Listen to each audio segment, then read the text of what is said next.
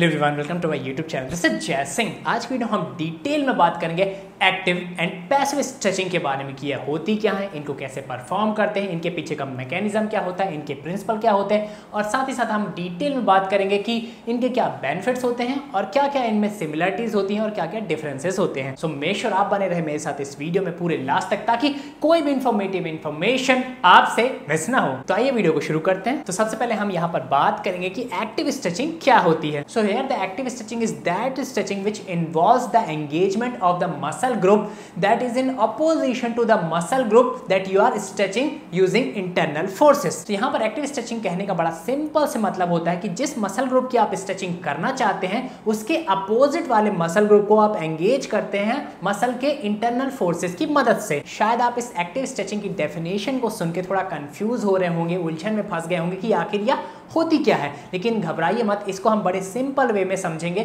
ताकि आपको आसानी से समझ में आ जाए। तो जैसे कि आप इस डेफिनेशन को देख पा रहे होंगे हमारी इस एक्टिव स्ट्रेचिंग की, तो यहाँ पर सबसे पहले आप देखिए इंटरनल फोर्सेस। इंटरनल फोर्सेस कहने का क्या मतलब होता है। अब यहाँ पर क्या होता है, जैसे कि हम जानते हैं जो हमारी मसल्स होती हैं ये फोर्स जनरेट करती हैं, ठीक है। फॉर एग्जाम्पल ये वेट है, ठीक है, अगर मुझे इसको इस तरह से उठाना है तो यहाँ पर इसको उठाने के लिए जो ताकत चाहिए वो मेरी मसल्स जनरेट करती है, ठीक है। तो मसल जो ताकत जनरेट करती है वही होती है इंटरनल फोर्सेस। और वहीं इसके जस्ट अपोजिट अगर कोई दूसरा आदमी आकर मेरे हाथ को इस तरह से उठा देता है, या फिर इवन मैं अपने दूसरे हाथ की मदद से अपने इस हाथ को इस तरह से उठा देता हूं, फ्लेक्स कर पा रहा हूं, तो यहां पर क्या हो रहा है, एक्सटर्नल फोर्स यूज हो रहा है। मैं यहां पर इस हाथ की मसल को यूज नहीं कर रहा हूं, मैं दूसरे हाथ की मसल को यूज कर रहा हूं, या फिर कोई दूसरा आदमी आके मेरे इस हाथ को इस तरह से उठा दे। फॉर एग्जांपल आपको जो जिम पार्टनर हो गया, जो आपका ट्रेनर हो गया, वो आपको इस तरह से आके आपके हाथ को उठा दे, तो वहां पर क्या होगी, एक्सटर्नल ताकत लग रही है, बाहर से ताकत आ रही है इस हाथ को उठाने के लिए, तो उसको हम बोलेंगे एक्सटर्नल फोर्सेस। सो यहां तक आपने इस डेफिनेशन में जो इंटरनल फोर्सेस है उसका मतलब समझा कि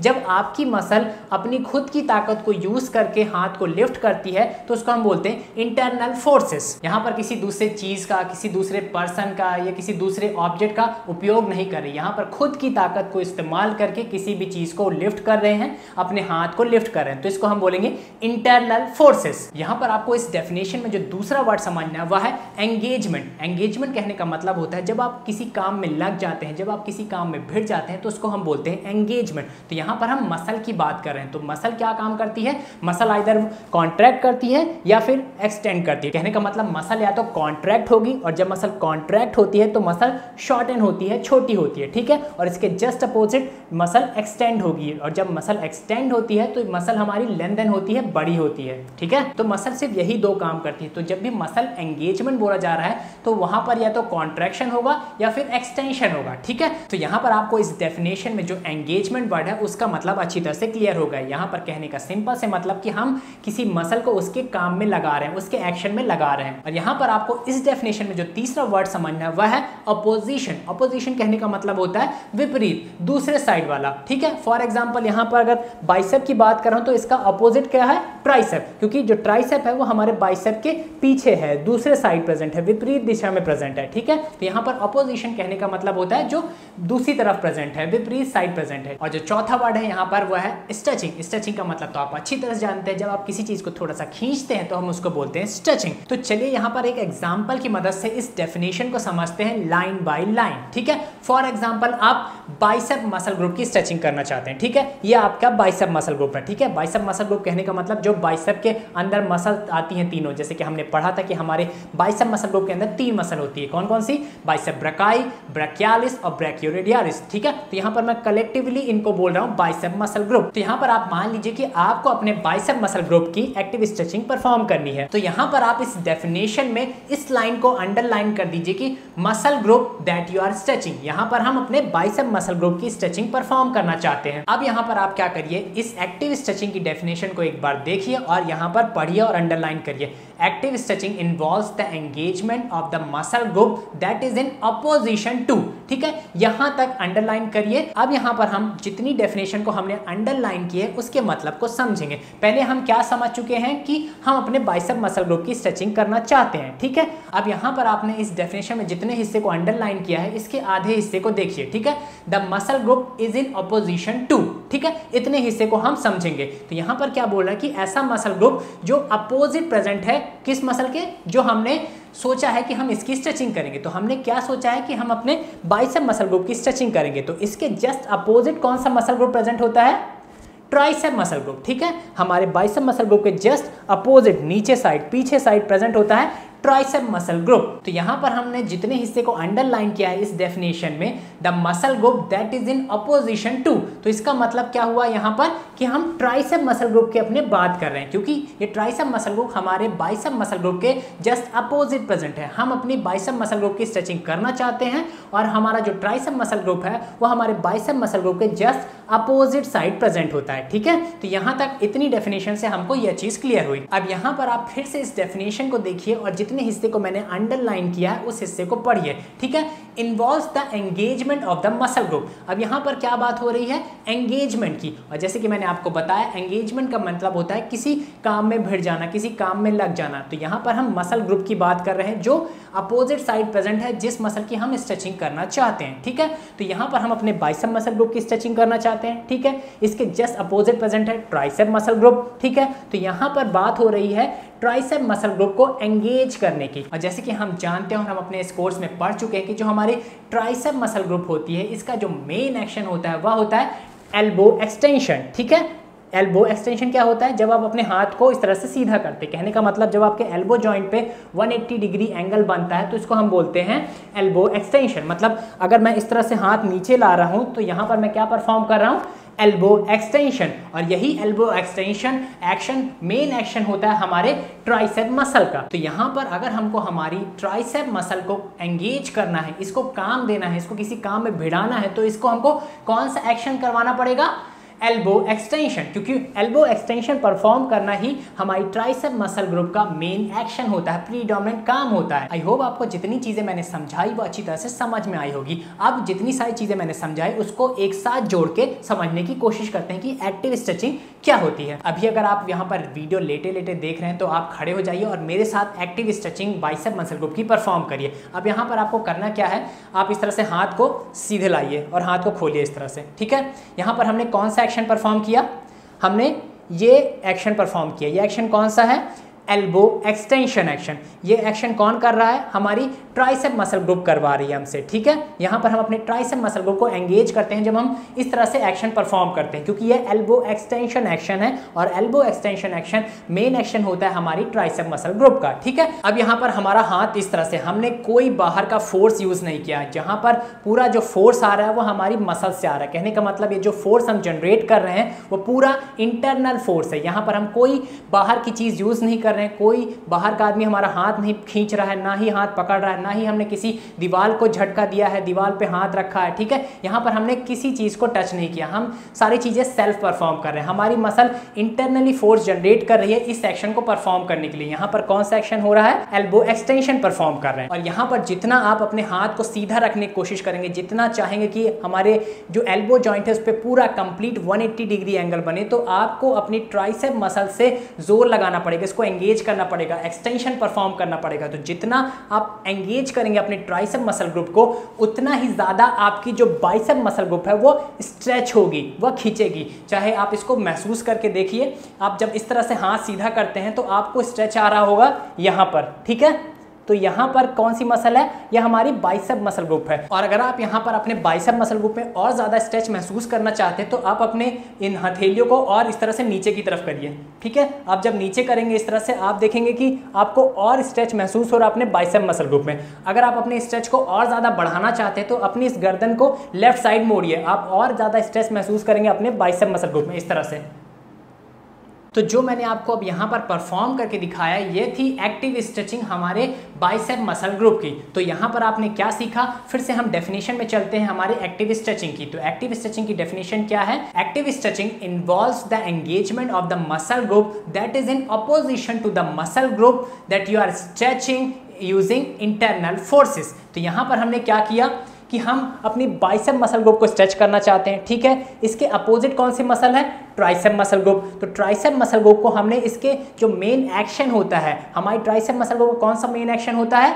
एल्बो एक्सटेंशन परफॉर्म करना। इस तरह से हमारे हाथ को सीधा रखना मेन काम होता है हमारे ट्राइसेप मसल ग्रुप का। तो यहाँ पर हमने अपने ट्राइसेप मसल ग्रुप को इसके मेन काम में एंगेज कर दिया, भिड़ा दिया, लगा दिया, ठीक है। और जब हम अपने ट्राइसेप मसल ग्रुप को इसके मेन काम में लगा देते हैं, एंगेज कर देते हैं, तो हमारी बाइसेप मसल ग्रुप में स्ट्रेच महसूस होता है, ठीक है। और जितना ज्यादा हमारी ट्राइसेप मसल ग्रुप एंगेज रहेगी, जितना ज्यादा देर तक हमारी ट्राइसेप मसल ग्रुप अपने मेन एक्शन इस एल्बो एक्सटेंशन में एंगेज रहेगी, उतना ही ज्यादा स्ट्रेच आप अपनी बाइसेप मसल ग्रुप में महसूस करेंगे। और यहाँ पर जो खास चीज आपको नोटिस करनी है कि यहाँ पर हम कोई एक्सटर्नल फोर्स यूज नहीं कर रहे हैं, कोई बाहर का आदमी आकर हमारा हाथ नहीं खींच रहा है, कोई बाहर के ऑब्जेक्ट को हम टच नहीं कर रहे हैं। यहाँ पर जो भी फोर्स जनरेट हो रहा है वो हमारी मसल जनरेट कर रही है, मतलब यहाँ पर जो भी फोर्स आ रहा है वह है इंटरनल फोर्स, ठीक है। तो यहाँ पर फिर से इस डेफिनेशन पे आप जाएंगे और इसको पढ़िए तो आप अच्छी तरह से क्लियर हो जाएंगे कि हमारी एक्टिव स्ट्रेचिंग क्या होती है और हमको इसको कैसे परफॉर्म करना है। और यहाँ पर अगर हम बात करेंगे कितनी देर तक हमको इस पोजीशन को होल्ड करके रखना है, मतलब एक्टिव स्ट्रेचिंग का ड्यूरेशन क्या होता है, कितनी देर तक हम एक्टिव स्ट्रेचिंग परफॉर्म कर सकते हैं, तो यहाँ पर मैं आपको क्लियरली बता दूं कि हमको एक्टिव स्ट्रेचिंग को 10 to 15 सेकेंड ही परफॉर्म करना है, ना ही इससे ज्यादा जाइए ना ही इससे कम जाइए। फॉर एग्जांपल अभी आपने बाइसेप मसल ग्रुप की स्ट्रेचिंग की, तो यहाँ पर आपको इस पोजीशन को 10 से 15 सेकेंड के बीच में ही होल्ड करना है, ना ही 15 सेकेंड से ज्यादा होल्ड करना है और ना ही 10 सेकेंड से नीचे होल्ड करना है। और मेक श्योर आप यहाँ पर अपने माइंड और मसल को कनेक्ट करिए और इस सेंसेशन जो स्ट्रेच है उसको फील करिए, ठीक है। तो यहाँ पर आपने देखा और समझा कि हमारी एक्टिव स्ट्रेचिंग क्या होती है और कैसे हम इसको परफॉर्म करते हैं। तो सिंपली एक्टिव स्ट्रेचिंग में हमको क्या करना पड़ता है कि हमको जिस मसल ग्रुप की स्ट्रेचिंग करनी है उसके अपोजिट वाले मसल ग्रुप को उसके मेन एक्शन में भिड़ा दीजिए, एंगेज कर दीजिए और उस पोजीशन को होल्ड करके रखिए 10 से 15 second using only internal forces, ठीक है। हमारे मसल जो फोर्स जनरेट करती है सिर्फ आपको वही फोर्स यूज करना है। यहाँ पर आपको बाहर से कोई फोर्स नहीं लगाना है, किसी दूसरे पर्सन की हेल्प बिल्कुल नहीं लेनी है, किसी दूसरे ऑब्जेक्ट की हेल्प नहीं लेनी है। यहाँ पर जो भी चीजें आप परफॉर्म करने हैं, जो भी स्ट्रेचिंग आप परफॉर्म कर रहे हैं, यहाँ पर सिर्फ आपको सेल्फ परफॉर्म करनी है, आपकी मसल ही फोर्स जनरेट करेगी। तो इसी को हम बोलते हैं एक्टिव स्ट्रेचिंग। वहीं ठीक इसके अपोजिट जो पैसिव स्ट्रेचिंग होती है वहां पर क्या होता है, जो यह इंटरनल फोर्सेस है उसकी जगह एक्सटर्नल फोर्सेस आ जाते हैं। कहने का मतलब सेम वही प्रिंसिपल है, लेकिन यहाँ पर इंटरनल फोर्स की जगह आपको एक्सटर्नल फोर्स यूज करना है। एक्सटर्नल फोर्स कहने का मतलब कोई दूसरा आदमी आपके हाथ को इस तरह से खींच सकता है तो वहां पर एक्सटर्नल फोर्स होगी क्योंकि उसकी ताकत लग रही है। आप किसी दरवाजे पर जाकर इस तरह से परफॉर्म कर सकते हैं स्ट्रेचिंग, या फिर आप यहाँ अपने दूसरे हैंड की हेल्प से इस तरह से स्ट्रेचिंग परफॉर्म कर सकते हैं, तो इसको भी हम एक्सटर्नल फोर्स ही बोलेंगे क्योंकि यहाँ पर दूसरी मसल आ गई, ठीक है। दूसरे हाथ के हम मसल को यूज कर रहे हैं तो यह भी एक्सटर्नल फोर्स की तरह एक्ट करती है जब हम इस तरह की स्ट्रेचिंग परफॉर्म कर रहे हैं। बाकी सारी चीजें सेम होती है एक्टिव और पैसिव स्ट्रेचिंग में, सिर्फ एक ही डिफरेंस होता है कि यहाँ पर इंटरनल फोर्सेस की जगह एक्सटर्नल फोर्सेस यूज होते हैं पैसिव स्ट्रेचिंग परफॉर्म करने के दौरान। यहाँ पर पैसिव स्ट्रेचिंग में स्ट्रेचिंग पार्टनर चाहिए होता है जो आपकी स्ट्रेचिंग करवाए, या फिर स्ट्रेचिंग एसेसरीज जैसे कि टेप हो गया, आपके रॉड हो गई, आपके बैंड्स हो गए, कोई दीवार हो गई, कोई ऑब्जेक्ट हो गया, इनको ही हम स्ट्रेचिंग एसेसरीज बोलते हैं। तो यहाँ पर यह स्ट्रेचिंग एसेसरीज चाहिए होती है पैसिव स्ट्रेचिंग को परफॉर्म करने के लिए। वहीं जो दूसरी तरफ एक्टिव स्ट्रेचिंग को परफॉर्म करने के लिए कोई भी स्ट्रेचिंग पार्टनर नहीं चाहिए होता है और ना ही कोई स्ट्रेचिंग एसेसरीज चाहिए होती है एक्टिव स्ट्रेचिंग को परफॉर्म करने के दौरान। तो यहाँ पर आई होप आपको एक्टिव और पैसिव स्ट्रेचिंग क्या होती है अच्छी तरह से समझ में आ गई होगी और किसको किस तरह से परफॉर्म करना है यह भी आपने देख लिया और समझ लिया। चलिए इस चीज को एक और एग्जांपल की मदद समझते हैं ताकि आपको और बेहतर तरीके से समझ में आए। फॉर एग्जांपल यहाँ पर आप अपने ट्राइसेप मसल ग्रुप की एक्टिव स्ट्रेचिंग परफॉर्म करना चाहते हैं तो आप कैसे परफॉर्म करेंगे। तो यहाँ पर जैसे कि हम जानते हैं ये हमारी ट्राइसेप मसल होती है, ठीक है, और हमारे इस ट्राइसेप मसल ग्रुप के जस्ट अपोजिट कौन सा मसल ग्रुप प्रेजेंट होता है, बाइसेप मसल ग्रुप, ये हमने जाना था। और हम ये भी जानते हैं कि जो हमारा ये बाइसेप मसल ग्रुप है इसका मेन एक्शन क्या होता है, इसका प्रीडोमिनेंट काम क्या होता है, हमारे इस एल्बो को फ्लेक्स करना, ठीक है, ये हमारा मेन काम होता है, मेन एक्शन होता है हमारे बाइसेप मसल ग्रुप का, एल्बो फ्लेक्शन। सिंपली यहाँ पर आपको करना क्या है, इस तरह से हाथ उठाइए, ठीक है। अब यहाँ पर आप अपने बाइसेप मसल ग्रुप को एंगेज करिए। हम बाइसेप मसल ग्रुप को कैसे एंगेज कर सकते हैं, उसका एक्शन परफॉर्म करके। उसका मेन एक्शन क्या होता है, एल्बो को फ्लेक्स करना। तो मैंने यहाँ पर एल्बो को इस तरह से फ्लेक्स कर दिया, ठीक है। अब यहाँ पर मैं अपने बाइसेप मसल को कॉन्ट्रैक्ट कर रहा हूँ, ठीक है। तो यहाँ पर जब आप इस तरह से बाइसेप मसल को कॉन्ट्रैक्ट करेंगे तो आप देखेंगे कि इसके जस्ट अपोजिट जो मसल प्रेजेंट है अपनी हमारी ट्राइसेप मसल ग्रुप, वहां पर आपको स्ट्रेच महसूस हो रहा होगा, ठीक है। और जितना आप अपने बाइसेप को कॉन्ट्रैक्ट करेंगे इस पोजीशन में, उतना ही ज्यादा आपको अपने यहाँ पर ट्राइसेप मसल ग्रुप में स्ट्रेच महसूस हो रहा होगा, ठीक है। और यहाँ पर जो भी स्ट्रेचिंग हम परफॉर्म कर रहे हैं, यह हमारे मसल के इंटरनल फोर्स का मदद से हम परफॉर्म कर रहे हैं। यहाँ पर हम बाहर की किसी चीज को टच नहीं कर रहे हैं, बाहर की कोई चीज हमारे हाथ को खींच नहीं रही है, ठीक है। तो यह क्या हुआ, एक एक्टिव स्ट्रेचिंग का टाइप हुआ, ठीक है। वहीं इसके अपोजिट अगर कोई एक्सटर्नल फोर्स हम इंक्लूड कर देते हैं इस स्ट्रेचिंग के दौरान, तो यह हो जाएगी पैसिव स्ट्रेचिंग। फॉर एग्जांपल यहाँ पर मैं इस तरह का बैंड यूज करूं, जो कि एक तरह की स्ट्रेचिंग एसेसरीज होती है अपने ट्राइसेप के स्ट्रेच को परफॉर्म करने के लिए। जैसे कि आप देख पा रहे होंगे, यहाँ पर मैं इस अपने दूसरे हाथ से इस बैंड को खींच रहा हूं, तो जितना मैं इस बैंड को खींचूंगा उतना ही ज्यादा मुझे अपने ट्राइसेप्स में स्ट्रेच महसूस होगा। तो इसी को ही हम बोलेंगे पैसिव स्ट्रेचिंग। यहाँ पर हम एक्सटर्नल फोर्स का यूज कर रहे हैं, यहाँ पर हम एक बैंड का यूज कर रहे हैं। और वहीं यहाँ पर अगर आपका जो स्ट्रेचिंग पार्टनर हो गया, या फिर जो आपका जिम ट्रेनर हो गया, या फिर जो आपका वर्कआउट पार्टनर हो गया, वो आपके हाथ को खींच रहा है पीछे की तरफ इस पोजीशन पे, तो यह एक तरह का एग्जाम्पल हो गया किसका, पैसिव स्ट्रेचिंग का, क्योंकि यहाँ पर एक्सटर्नल फोर्स यूज हो रहा है। यहाँ पर जो वर्कआउट पार्टनर, जो आपका स्ट्रेचिंग पार्टनर आपका हाथ खींच रहा है, यहाँ पर उसकी भी ताकत लग रही है, तो यहाँ पर जो फोर्स आ रहा है वो एक्सटर्नल फोर्स है, तो इसको हम बोलेंगे पैसिव स्ट्रेचिंग। आई होप आपको यहाँ पर एक्टिव और पैसिव स्ट्रेचिंग क्या होती है अच्छी तरह से समझ में आ गई होगी। अब बात करते हैं कुछ जरूरी बातों की, की नोट्स के बारे में, जो आपको ध्यान रखनी है इस एक्टिव और पैसिव स्ट्रेचिंग को परफॉर्म करने के दौरान। यहाँ पर 3 मेन बातों का आपका ध्यान रखना, जिसमें से पहला है active and passive stretching is slightly uncomfortable but never painful. यहाँ पर मेरा सिंपल से कहने का मतलब यह है कि जब भी आप एक्टिव और पैसिव स्ट्रेचिंग परफॉर्म करते हैं,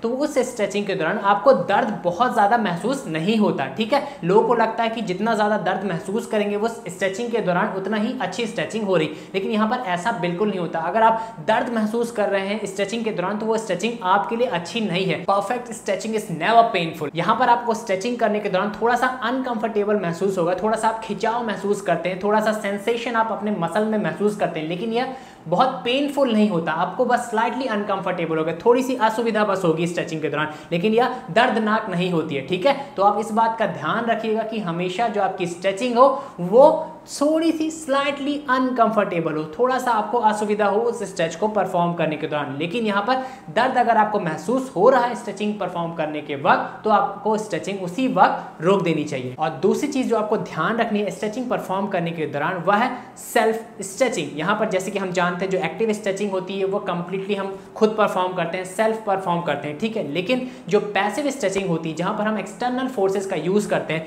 तो वहां पर भी आपको सेल्फ स्ट्रेचिंग प्रमोट करनी है, सेल्फ स्ट्रेचिंग का ही यूज करना है, खुद से ही स्ट्रेचिंग परफॉर्म करिए। यहाँ पर आप किसी दूसरे की मदद ना लें, क्योंकि होता क्या है, किसी दूसरे को आपकी मसल की जो स्ट्रेंथ है, जो ताकत है, जो फ्लेक्सिबिलिटी है, जो एक्सटेंसिबिलिटी, उसके बारे में कोई आइडिया नहीं होता। अगर उन्होंने थोड़ा सा ज्यादा खींच दिया, थोड़ा सा ज्यादा जोर लगा दिया, तो आपको इंजरी हो सकती है, ठीक है। तो वहां पर आपको इस बात का ध्यान रखना कि जब भी आप वर्कआउट परफॉर्म करें, तो कूल डाउन में अपनी इस एक्टिव और पैसिव स्ट्रेचिंग को डालें, और जो पैसिव स्ट्रेचिंग आप अपने कूल डाउन में परफॉर्म करें, तो वो मेक श्योर सेल्फ स्ट्रेचिंग हो। यहाँ पर आप किसी दूसरे स्ट्रेचिंग पार्टनर की, किसी जिम पार्टनर की, किसी अपने दोस्त की हेल्प बिल्कुल ना ले, सारी चीजें खुद से ही परफॉर्म करें, ठीक है। I always feel that self stretching is best stretching. और जो तीसरी चीज आती है वो होती है ड्यूरेशन। यहाँ पर जैसे कि मैंने आपको वीडियो में पहले बताया कि आपको एक्टिव और पैसिव स्ट्रेचिंग का जो ड्यूरेशन हो, मेक श्योर आप इसको 10 से 15 सेकंड के बीच में ही रखें। जो भी स्ट्रेचिंग आप परफॉर्म करें, तो सोचिए कि कम से कम आपको 10 सेकंड तो परफॉर्म करना ही है, उस पोजीशन को 10 सेकंड तो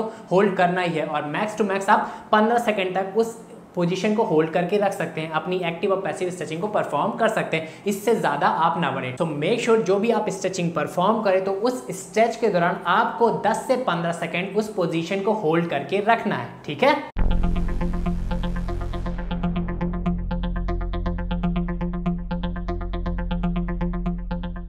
अब बात करते हैं एक्टिव एंड पैसिव स्ट्रेचिंग को परफॉर्म करने के बाद आपको क्या क्या बेनिफिट्स मिलते हैं। तो यहाँ पर जो बेनिफिट नंबर फर्स्ट है वो होता है रिलीज टेंशन। जो भी वर्कआउट परफॉर्म करने के कारण आपकी मसल टेंस हो गई हैं, अकड़ गई हैं, या फिर उनके जो मसल फाइबर हैं वह स्टक हो गए हैं, वह रिलैक्स नहीं हो पा रहे, तो उन सब को रिलैक्स करती है आपकी यह एक्टिव और passive stretching. Benefit number second है इंप्रूव मसल एक्सटेंसिबिलिटी। एक्सटेंसिबिलिटी कहने का मतलब कि आपकी मसल कितने खींच सकती है, कितने लेंथ तक जा सकती है, उसको ही हम बोलते हैं एक्सटेंसिबिलिटी। तो अगर आप यहाँ पर active and passive stretching perform करते हैं अपने कूल डाउन के दौरान, कहने का मतलब अपना वर्कआउट परफॉर्म करने के बाद अगर आप active and passive stretching perform करते हैं तो आपकी मसल की एक्सटेंसिबिलिटी, कितने लेंथ तक, कितनी ज्यादा हमारी मसल स्ट्रेच हो सकती है, जा सकती है, खिंच सकती है, उसको इंप्रूव करती है, जिससे आपकी बॉडी की ओवरऑल फ्लेक्सिबिलिटी इंप्रूव होती है। बेनिफिट नंबर 3 है रिलैक्स योर बॉडी। जब आप वर्कआउट परफॉर्म करते हैं तो आपकी बॉडी बहुत थक जाती है, स्ट्रेस के अंदर आ जाती है, ठीक है। तो जब आप इस तरह से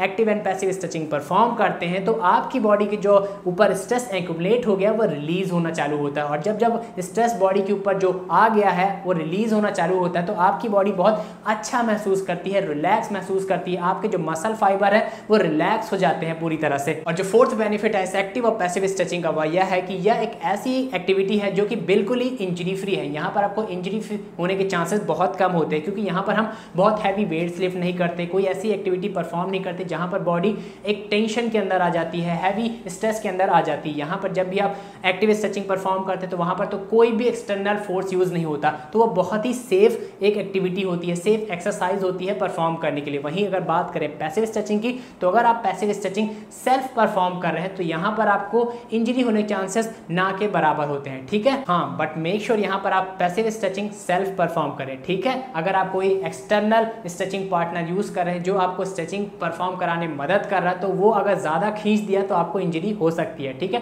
तो इस बात का ध्यान रखें और सेल्फ स्ट्रेचिंग को प्रमोट करें, यूज करें। और साथ ही साथ अगर आपको कोई वर्कआउट के दौरान छोटी मोटी इंजरीज हुई थी, जैसे कि मसल क्रैम्प हो गया, मसल स्पाज़म हो गया, तो इन इंजरी से भी आपको यह एक्टिव एंड पैसिव स्ट्रेचिंग निजात दिलाती है, ठीक है। और जो पांचवा बेनिफिट मिलता है आपको इस एक्टिव एंड पैसिव स्ट्रेचिंग को परफॉर्म करने के बाद, वह यह है कि यह एक्टिव एंड पैसिव स्ट्रेचिंग जब आप परफॉर्म करते हैं अपना हैवी वर्कआउट खत्म करने के बाद, तो यह आपकी बॉडी को अगले वर्कआउट जो आप नेक्स्ट दिन आके जिम में वर्कआउट करने वाले हैं उसके लिए तैयार कर देती है। It prepares your body for the next workout session. यह तो आपने जान लिया कि क्या क्या बेनिफिट्स मिलते हैं आपको इस एक्टिव एंड पैसिव स्ट्रेचिंग को परफॉर्म करने के दौरान। और यहाँ पर मैं आपको बता दूं, जैसे कि मैंने अपने पिछले वीडियो में भी बताया था, जो हमने कूल डाउन के बारे में बताया था, कि जब आप हैवी लिफ्टिंग परफॉर्म करते हैं उसके बाद आपको कूल डाउन एक्टिविटीज परफॉर्म करनी चाहिए। तो उस कूल डाउन एक्टिविटीज में आपको एक्टिव और पैसिव स्ट्रेचिंग परफॉर्म करनी चाहिए, ठीक है। तो आपको यह एक्टिव और पैसिव स्ट्रेचिंग अपना वर्कआउट फिनिश करने के बाद परफॉर्म करनी चाहिए, ताकि आपकी बॉडी कूल डाउन हो सके। जो फिजियोलॉजिकल चेंजेस के अंदर आपकी बॉडी गई थी वर्कआउट परफॉर्म करने के दौरान, उस फिजियोलॉजिकल चेंजेस से बाहर आ सके आपकी बॉडी और रिलैक्स हो सके, एक नॉर्मल स्टेट में आ सके।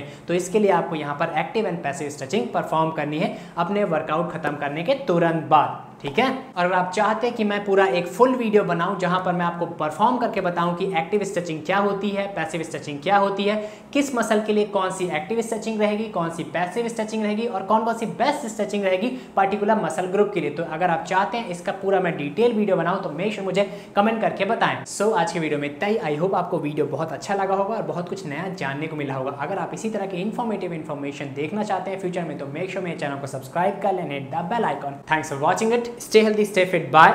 जय हिंद।